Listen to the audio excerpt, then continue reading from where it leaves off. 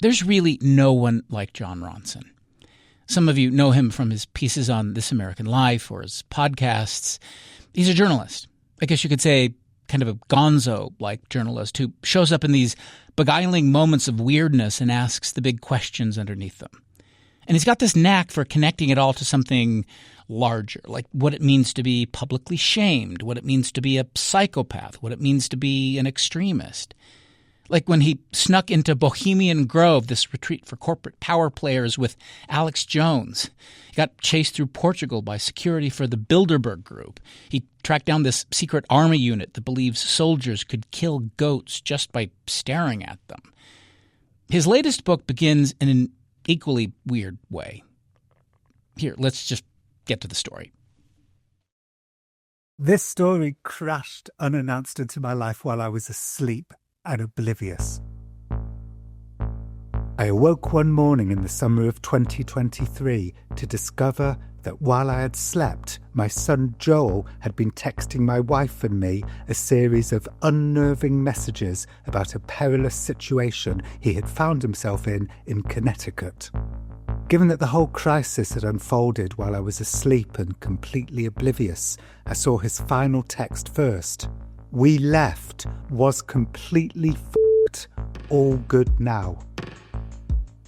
So then I frantically read the other text, and it turned out that he and 3 friends had been invited to a party being held by a stranger that one of them had met earlier that week on Tinder.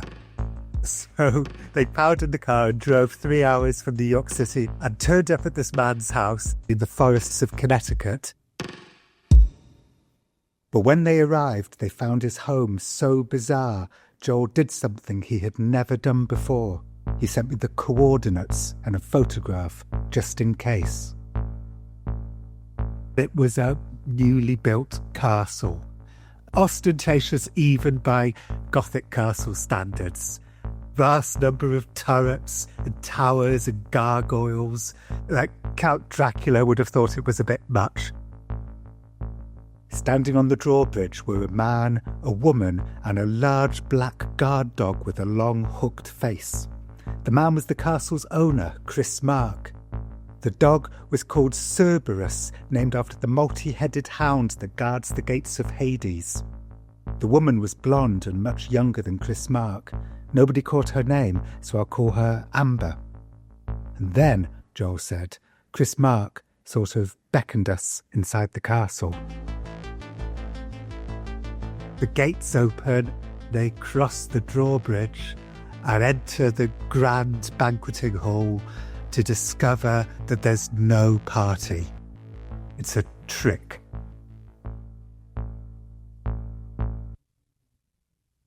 So the castle owner comes out and they say, "Sorry, but where's the party?" And he said, "Oh no, I've invited you here for a different reason. I want you all to take part in my reality show." So they said, "What's the name of your reality show?" And he said, "It's called 101 Princesses." He said, "I'm the Lord, I'm looking for my queen, and I have 101 princesses to choose from." And then he said, "Go downstairs to my basement costume room, put on some princess costumes, and come back upstairs." So they put on the princess costumes, come back upstairs. My son and his male friend put on tuxedos. And then a videographer appears and filming begins. But it becomes pretty clear pretty quickly that this isn't a real reality show. So my son and his friends refused to participate in 101 Princesses, and the castle owner was getting more and more irritated with their non-cooperation, so he kicked them out. So they left, told me the story, and I immediately went to the castle to try and find out what was going on. And that's how the book begins. How is it that this strange story, Jon, comes to be the beginning of a book? I mean, it has these various elements in it that we'll talk about, but I mean, I guess you wouldn't see these connections for a good while. So how is this the beginning, do you think? So this coincided with me just coming out of hospital, and I was feeling this kind of sense of purposelessness, like life was slipping me by. And I was so desperate to get on a story because the sense of well-being I get from having purpose and use is just so powerful. So I went to the castle and he told me some quite unwise things about what he was doing in there, about how he attracted women and so on. He called it princessing. And some of the women I spoke to said he loves Hugh Hefner. He's trying to be Hugh Hefner. And I thought that was funny and interesting because here's a man who's trying to be Hugh Hefner at the worst moment in human history to try and be Hugh Hefner. And he actually told me that he lacked purpose. He's a man out of time. He's trying to do things that men can't do anymore. And that's turning him a little bit haywire. And a lot of people are purposeless these days. The old structures are collapsing, the institutions are collapsing, and people are being cut adrift. And I thought, okay, we're two older men who both have a slightly dysfunctional relationship with purpose, and that's what's making our lives collide. And I really wanted to explore that, what purposelessness is doing to us in this kind of post-institution age.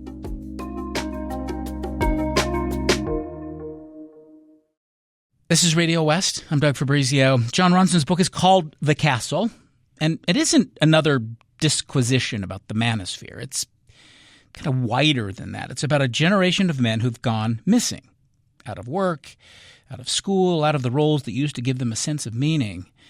It's about what happens to a man's sense of worth, and Jon includes himself in this, when the stuff that used to define them, like expertise or authority, starts working against him instead. So let's get back to the man in the castle, Chris Mark. There was very little written about him. When word got around Woodstock, Connecticut, that the scion of a Gilded Age steel tycoon, because it turns out his great-grandfather was a Gilded Age steel tycoon, and that's where the money comes from, was building a castle on the edge of town, a couple of journalists did some digging and found some odd things.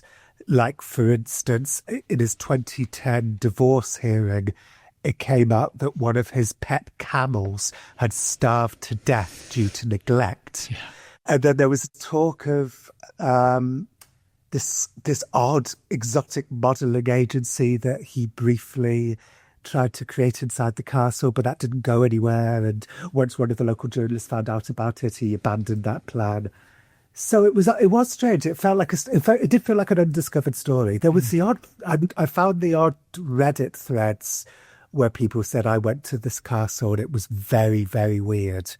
Clearly it was an underreported story.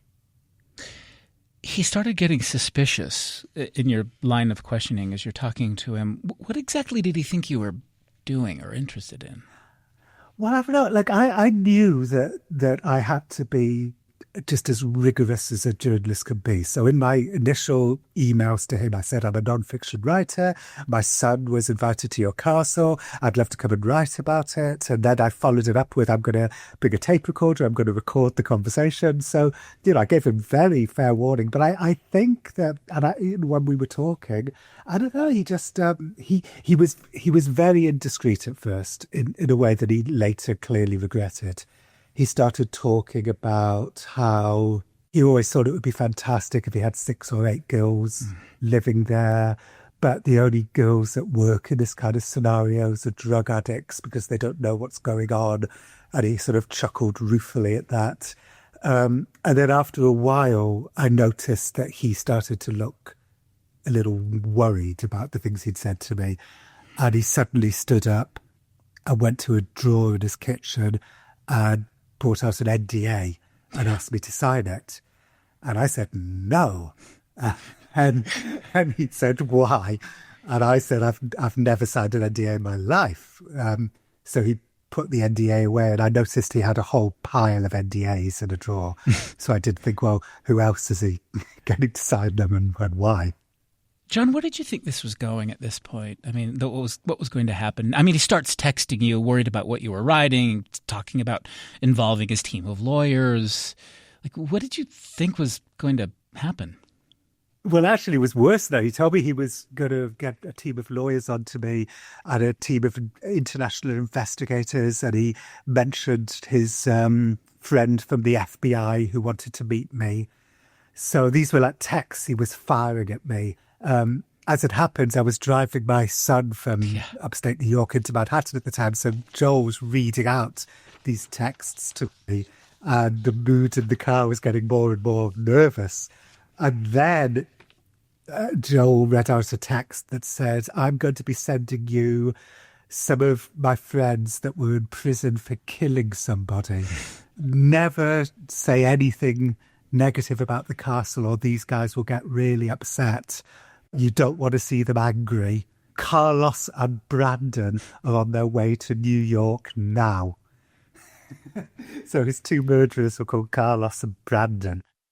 John, do you have your book in front of you by any chance? Yeah, I've got it right over there. Will I grab it? There's a section there that sort of is a coda to this part that I wouldn't, if you don't mind. Sure, no. Chris Mark and I were two older men who by rights should have spent our remaining days unaware of the other's existence. But as a result of him luring a journalist's son to his mysterious castle under, at best, ambiguous circumstances, our lives had become entwined. Now, both of us were imagining the other as little short of an existential threat to our survival, poised to wipe out everything we'd built. I felt sorry to have worried him so much and hoped my reporting wouldn't affect his daughter's ambition to make the castle a wedding venue should they ever be granted a permit, which felt like a far more appropriate use of the place. His texts continued to pour in, and I continued to not respond. I had by now instigated a total communication blackout. As a consequence, he was seeing me as an inscrutable menace, whereas I was seeing myself more like a rabbit in broad daylight, reacting to danger by standing completely still. He was lashing out while I was shutting down, and mine was proving the more successful response, given how he was filling my silence with texts that would sound horrifying if read out in court. When you look across the different people and stories in the book, what do you figure is the larger condition you're interested in exploring? I mean, I guess it's masculinity in a way, but I also wondered if it was masculinity because it gets at this broader question of what it means to live also in just contemporary social and the political environment as a man. I guess it's what is the condition, I think, that you're really getting at, do you think?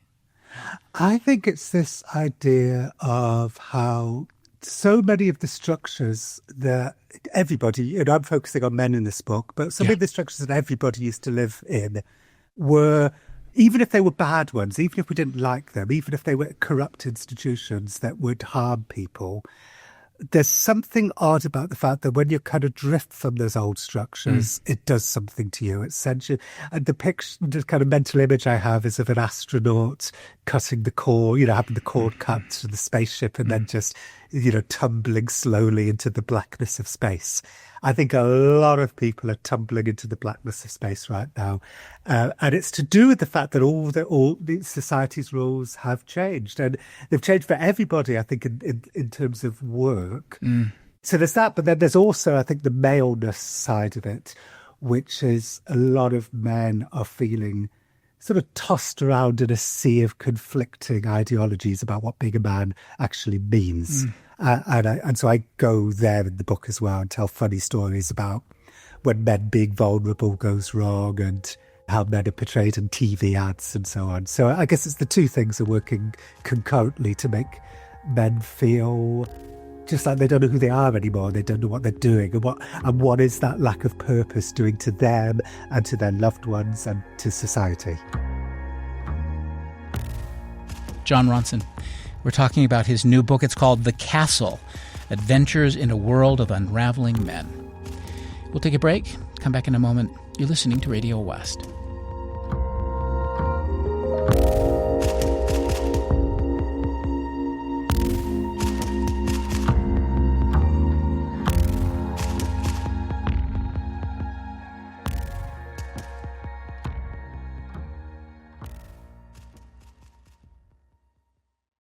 This is Radio West. I'm Doug Fabrizio.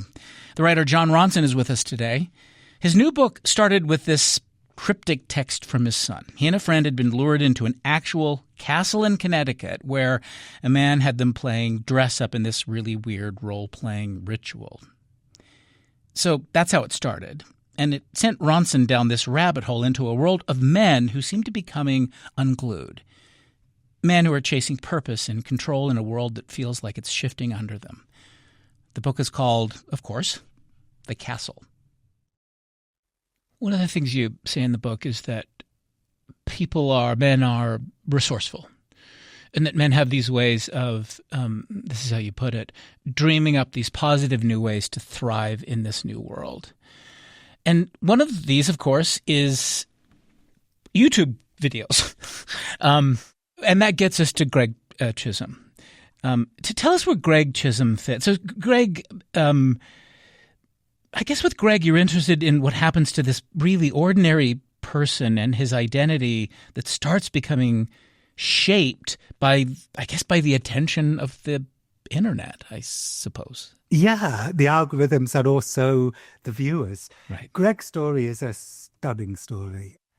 So he comes from a dying Rust Belt town. He should have gone to work in the factory that his father worked in, but the factory shut down and moved to Mexico, and his whole town, Granite City, Illinois, collapsed. At the age of 17, Greg is working at Taco Bell, where he can feel his heart racing. He collapses unconscious and has a very serious, potentially lethal heart condition, which means he has to have multiple open heart surgeries. So at the age of 18, he's got no prospects and he owes the health insurance companies $200,000. Then things get even worse. He meets somebody, they fall in love, they marry, they have a child, but they split up and she leaves him with 2 children.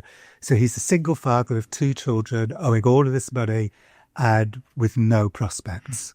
So then he has this Damascus moment. He's on YouTube and this is in the early days of YouTube. Yeah. And some guy who's riding a bicycle, a guy called Harley Johnston, riding a bicycle through Australia. He pulls up, he goes, I used to be I won't do an Australian accent. I used to be in prison. I've lived on the streets, but look at me now. I'm here making a YouTube video. You could do that. You could make a YouTube video. And Greg just found his calling. So he became a YouTuber. So his first YouTube series was his adult braces journey. His teeth overlapped quite significantly because he didn't have any money to get them fixed when he was a kid. So he took out a $6,000 line of credit, got adult braces and documented his adult braces journey. Then people started saying to him, why have you got lawnmowers behind you? And Greg says, I do lawn care. And they're like, you do, dude, bro, you do lawn care, do a lawn care vlog. Yeah. And Greg's like, who's interested in a lawn care vlog? And they're going, bro, do a lawn care vlog. So Greg makes a video called A Day in the Life of a Lawn Care Provider, and he shoots to fame in the lawn care world. He gets 100,000 views a week. He would do good Samaritan lawn work. He'll jump out of his truck, mow somebody's lawn, and then jump back into the truck and vanish again like the Zorro of lawn care chores. And he was doing fantastically. And this is a real high point in Greg's life. He goes to a lawn care convention in Kentucky where there's a meet and greet organised for him and he's mobbed with fans. And then everything starts to go wrong. Yeah, well, before we get there, I want to just ask you about this moment because you talk about this in the book where people are taking their chances as influencers and content creators. What do you make of that? Does it even seem sustainable? Yeah. I mean, at the beginning and theoretically, I could see the value in it. I've always believed in egalitarianism and I always hated gatekeepers. But it turns out that being a content creator can send you into some very dark places, and that's what we're seeing. And I tell a couple of those stories in the book. And the reason why it sends you into dark places is because you lose your agency to the incentive structure of these platforms, whether it's the algorithms or whether it's the viewer comments. You become. Do you remember that old novel, The Dice Man? It was a guy, it was a novel when I was growing up. A guy decides to cede his free will to the roll of the dice. And I think that's what we're seeing on YouTube, but people are ceding their free will to what they think the internet wants them to be. Well, without, I guess, giving up too much, Greg is determined to maximize the search engine of optimization, and so he keeps coming up with increasingly novel ideas, and it becomes something of a disaster. Starts involving his daughters, and I don't know how much you want to say about it, but it's actually pretty good for people to just let it unfold, actually. Well, let's talk about the phenomenon then, because I think that you mentioned this British writer and technology thinker, James Bridle, who wrote this essay that you referred to in the book, Something is Wrong with the Internet. He wrote it a couple of years ago. And he's sort of looking at these, I guess when these YouTube videos involve certain things go badly and how they work and how the system works in this like feedback loop. Do you mind saying something about the way this works? Well, okay, yes. So he said in the world of algorithmic discovery, people have to ape the machine. So the way a lot of these YouTube videos are evolving is that the algorithm will sort of spit out a word salad of meaningless words. Bad baby, bloody nose, Elsa, Spider-Man. And then human beings have to make it work. It is kind of difficult to explain without explaining exactly what the thing is. Well, let's just say that with Greg, the videos get stranger. Stranger and stranger, more and more extreme and odd. Yeah. And it's because he has ceded his life to the algorithm and to what the viewers want him to be. He's given all of his free will to the algorithm, and it takes him into a place that really ruins his life. I mean, the algorithm is rewarding escalation. And it seems like what Bridle is saying is he's like taking this conceptual leap that the content you end up with doesn't have anything to do with where you started, like with your intention, but you just give way to it, I guess, over time. Exactly. YouTube presents itself as this kind of hierarchy-free, gatekeeper-free, post-institution utopia where anyone can make it a level playing field. But actually, you start working for the machine, where even if you're not aware that you're doing it, you're working for this word salad of algorithmic. Let me give you an example from a previous show I made. I made a show called The Butterfly Effect about the consequences of the tech takeover of the porn industry. This is a really good way of describing it. So one day I was on the set of a porn film. This was for Audible. Set of a porn film called Stepdaughter Cheerleader Orgy. And the director, Mike Quasar, lamented to me the utilitarian nature of the film's title. He said, when I started out in porn in the 90s, my films had this kind of more interesting sort of quasi-Sudi titles like Women of Influence or Playing with Fire. But now they're called Stepdaughter Cheerleader Orgy. And I said, why? And he said, well, search engine optimization. You just need to find the most searched for keywords and call your film that and then get the actors to do that. So you're completely enslaved to search engine optimization. He said, hence, stepdaughter, cheerleader, and orgy. They're three of the most searched for terms. So that day he was shooting stepdaughters who are also cheerleaders, and also they're having an orgy. So I said to him, are there any women in porn who can't get work anymore because they don't fall under any search term? And he said, yes, if you're a 23-year-old woman in porn now, you can't get work because you're too old to be a teen and you're too young to be a MILF. You're just in this sort of hinterland between teen and MILF. So that's a good example of what happens when we allow search engine optimization to control our lives too much. Jon, I wanted to ask you what it's like as a man talking about what it means to be a man, like how strange that might be. You write about this moment on the Australian broadcasting program a few years ago where you said it was a strange time to be a man. and then things just sort of froze for a minute. What happened? Absolutely. Yeah, it was, I did have that sort of unease. So at the very beginning of me thinking about, I'm going to write this book, I was in Australia doing a speaking tour for my psychopath test book, and I went on a current affairs show called Q&A, and there was a question about maleness. And I just, I hadn't formulated my thoughts at all. I just thought I'll say this to hear how it sounds out loud. I said, it's a strange time to be a man. And the presenter spun around and said, is it? Why?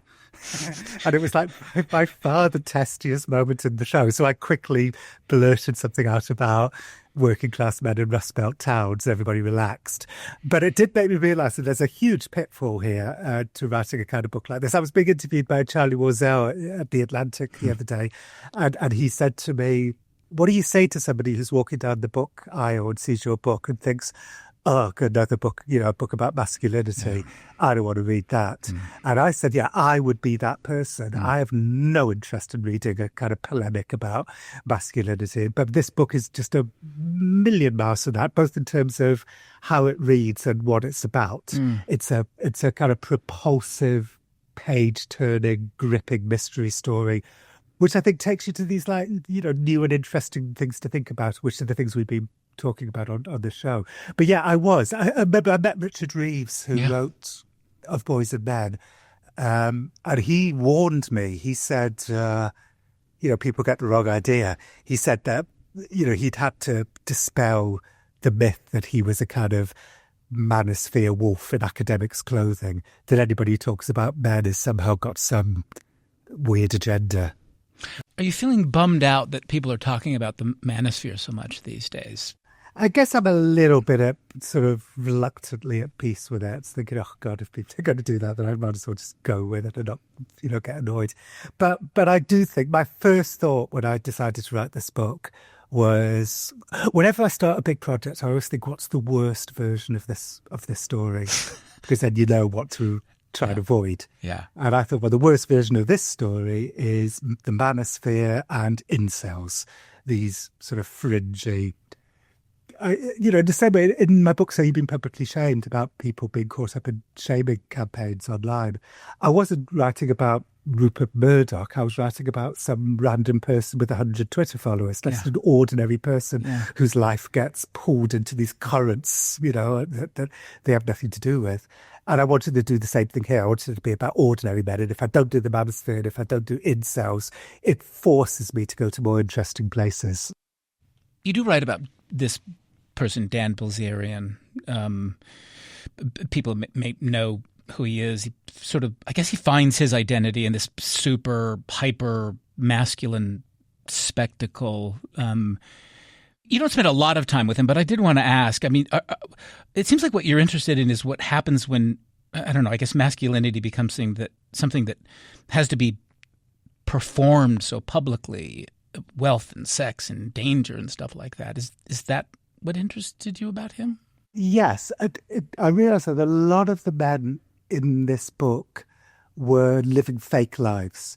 You had Mike Barcelona with his fake reality show and his fake party. Plus, he'd give women who visited him jewellery as gifts. And then he'd get home and realise it was fake jewellery. Plus, he would boast about how the Prince of Mongolia would come and visit the castle, but it turned out to be a fake Prince of Mongolia. So that whole everything happening inside that castle is fake. But then you've also got these anti-woke influencers who I interview in the book, who admit to me that they don't even mean it.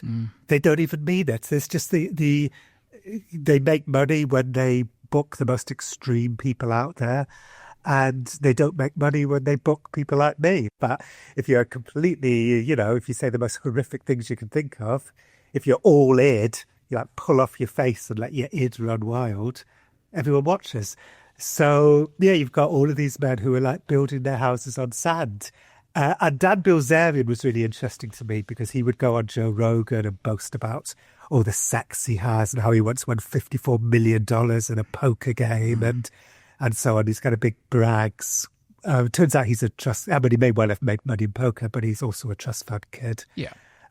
What's interesting about Dan Bilzerian? Well, lots of things are, but one is that he he was at a concert in Las Vegas when that man in the Mandalay Bay Hotel opened fire and killed 60 people.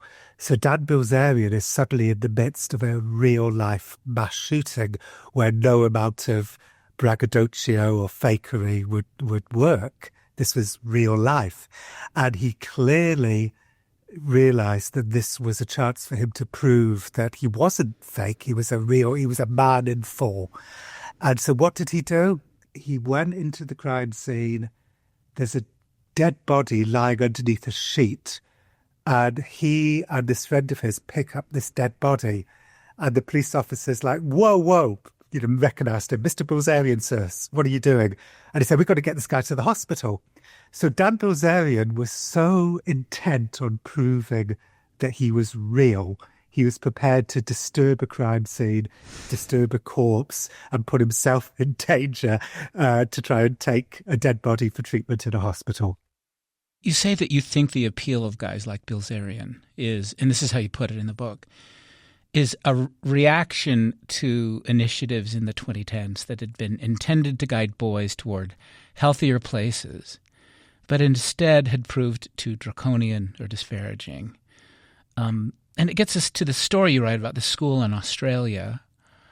And I wanted you to say a little bit more about this, because this complicates the story, I think, in some way.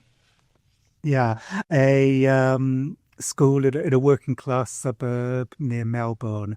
The headmaster, school principal, gets all the kids into school to stand up in the assembly hall and instructed the boys each of them to turn to a girl and apologize to them for rape, for the concept of rape.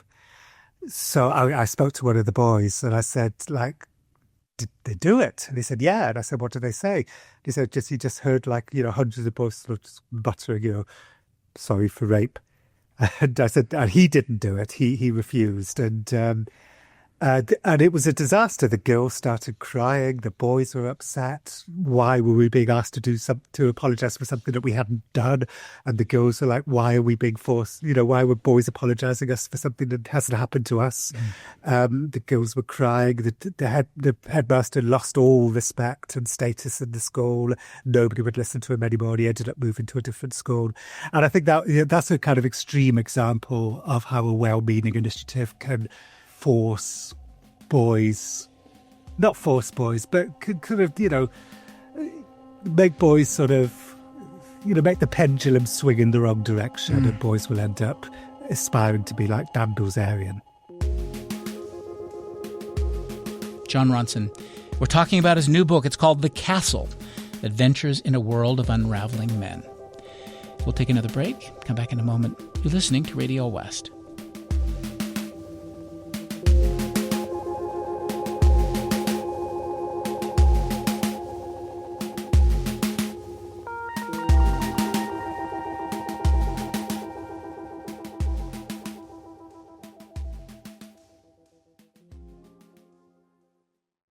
This is Radio West. I'm Doug Fabrizio.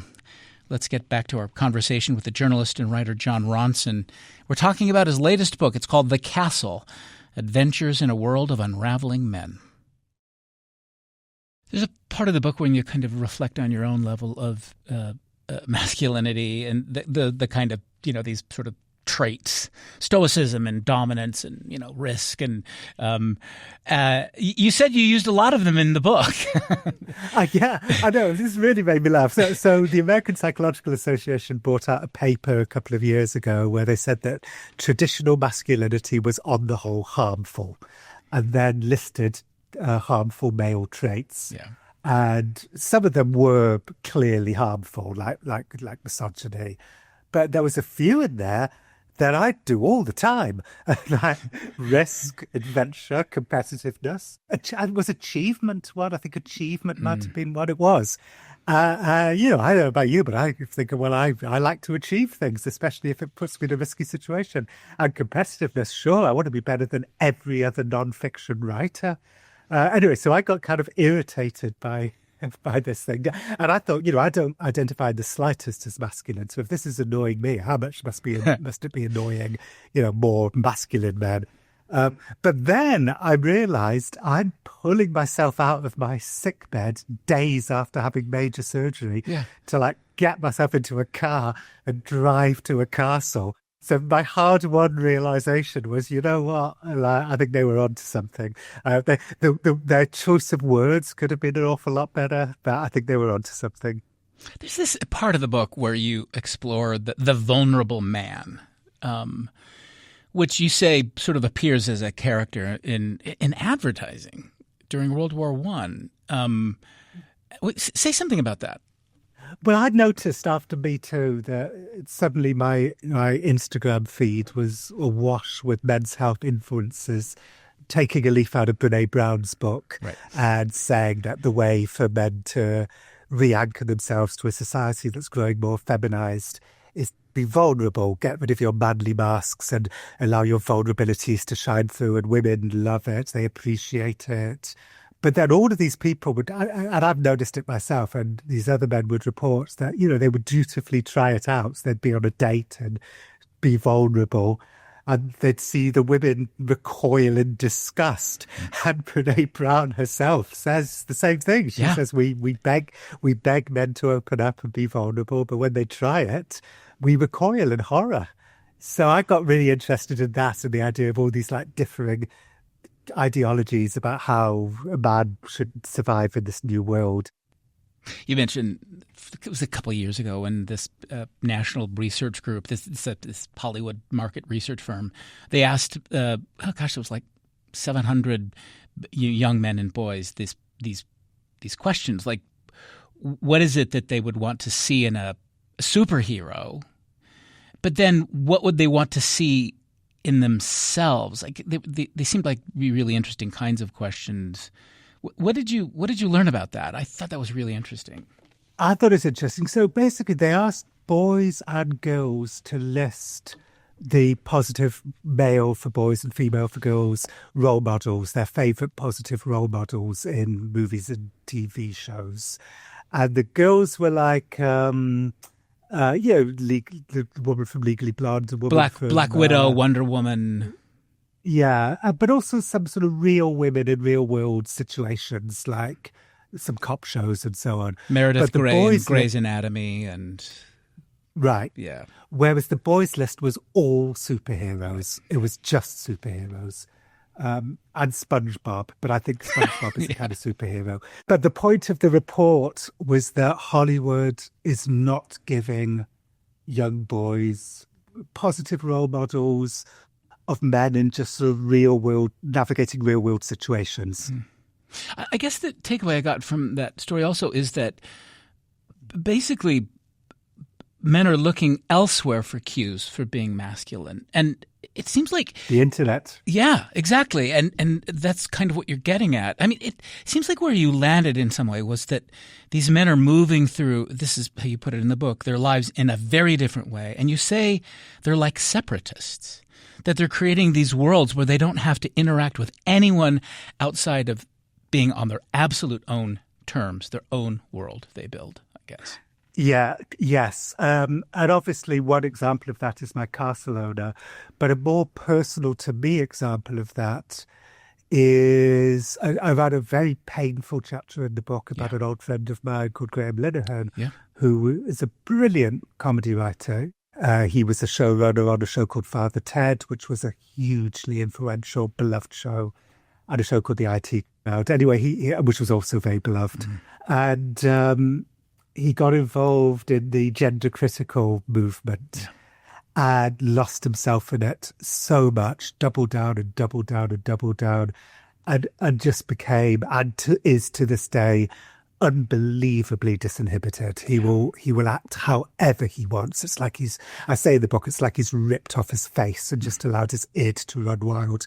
And unfortunately, I'm one of his bête noirs. He's taken against me and posted about me thousands of times. And so I wanted to write about our relationship and how it all went wrong in the book, to look at that type of man who is responding to all of these societal changes by by just being entirely disinhibited, just behaving entirely how they want to. It's like the opposite of what I wrote about and say you've been publicly shamed, where everybody was being like shamed into acquiescence. That clearly stopped working, and now people are just becoming like unashamed and disinhibited. Yeah, that was a sad part of the book, I have to say, the relationship and what happened and the way you process that. It's very, very sad. He's doing it today as we speak. He's discovered he's in my book, and I imagine. And I'm staying away from X. Luckily, X is his own real platform now, and that's become a sort of weird place where most people don't go on anymore. So I don't feel quite as bad. I've deleted the app from my phone. But if I did go onto X right now, it would be just hundreds of messages about how vile I am. All because, by the way, I told Graham I thought he was acting like a bully. That's what made the gates of hell open on me. There are moments in the story, and there's one particular moment where you're running down this angle in the Chris Mark story on Nantucket Island, and you basically rushed out the door from home to get there, basically on your wedding anniversary. And when you kind of stop for a minute and wonder, like, why am I doing this? Yeah, why? On my wedding anniversary. I don't put this in the book, but I spent my 40th birthday in West Virginia with a church minister who helps non-terminally ill people commit suicide. He's like, if people remember the movie Vera Drake, he's like the Vera Drake of assisted suicide. He'll help anyone, even if they're just a little bit, depressed that day, because he thinks it'll get them to heaven quicker. That's how I spent my 40th with him in West Virginia. It definitely gave me pause, and I've just completely ceded my life. If I'm going to write about unraveling men, I had to write about my own unraveling. It's my kind of, I once asked Randy Newman when I was interviewing him, why do you write songs? And he said, it's how I judge myself and how I feel better. And that's why I do what I do. It's how I judge myself and how I feel better. It gives me a chance to have you read another section from the book, if you don't mind. Sure. But what did I sacrifice for this lifelong monk-like devotion to work? Friendships, for sure. Why did I so rarely loosen my grip on being a useful man, a provider, and just enjoy some ordinary fun? I remember that American Psychological Association list of harmful male traits: competitiveness, risk, achievement. I felt annoyed by that list when I first heard about it. Wanting to achieve things wasn't harmful, it was good. But maybe they'd been onto something.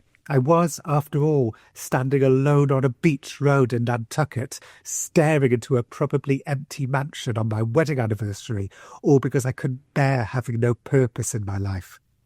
Everyone I met for this book had, I thought, a similarly dysfunctional relationship with purpose, hunting too desperately for it.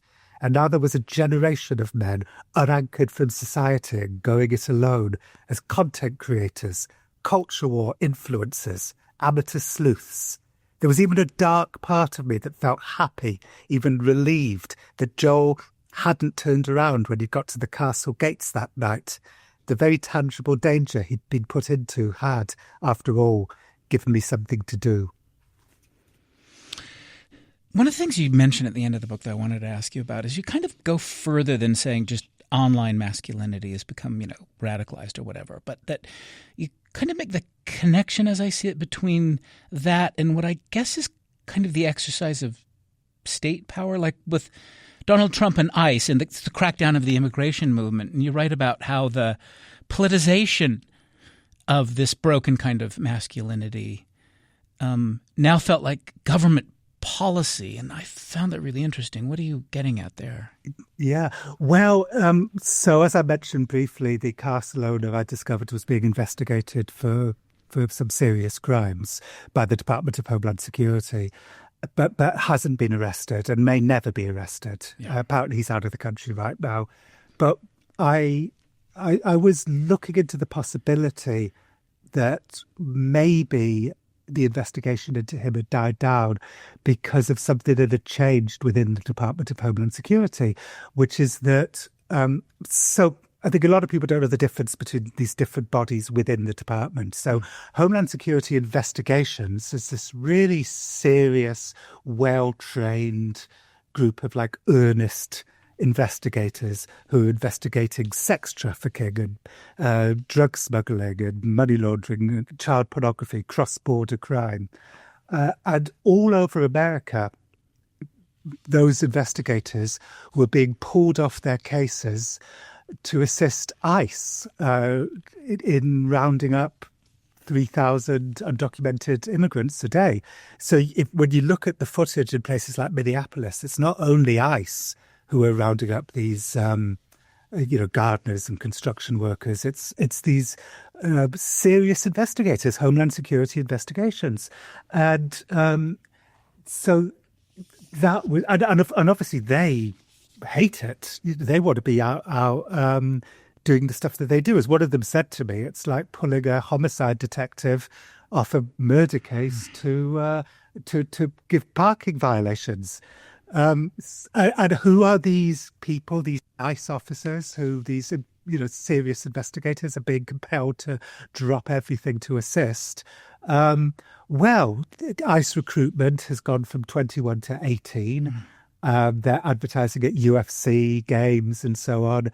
And the tenor of the ads are basically, are you sick of this feminized society? Come to us, be David's battling the Goliath of wokeism. So, yeah, this broken kind of masculinity is now government policy.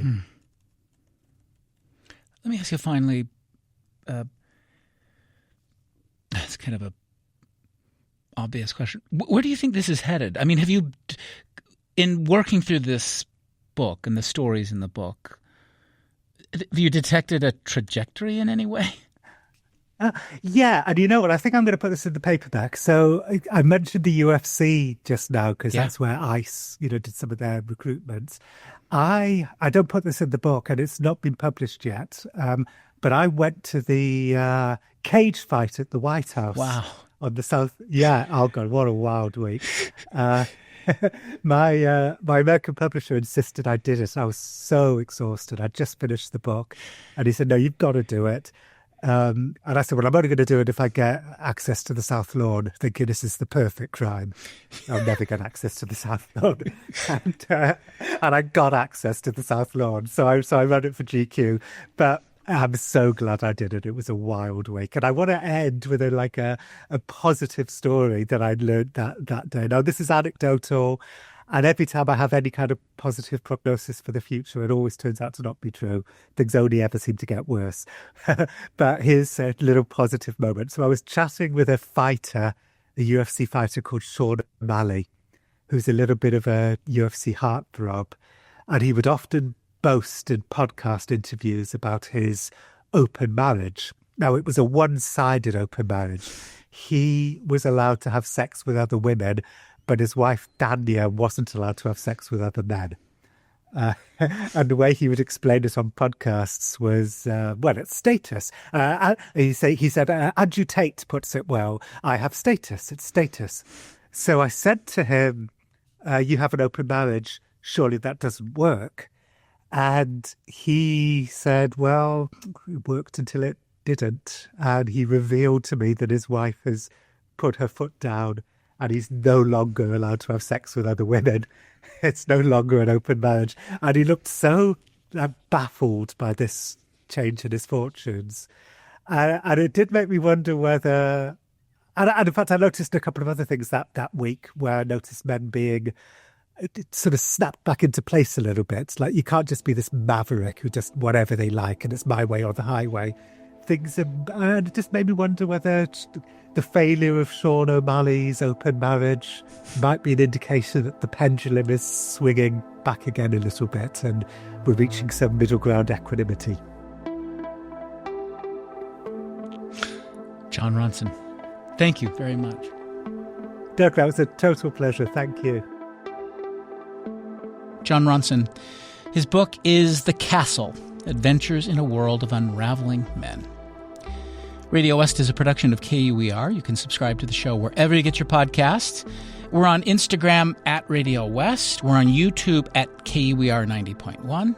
You can email us at radiowest@kuer.org. Aidan Oneida is our social media producer. Our intern is Jill Tuft. The program produced by Tim Slover. I'm Doug Fabrizio.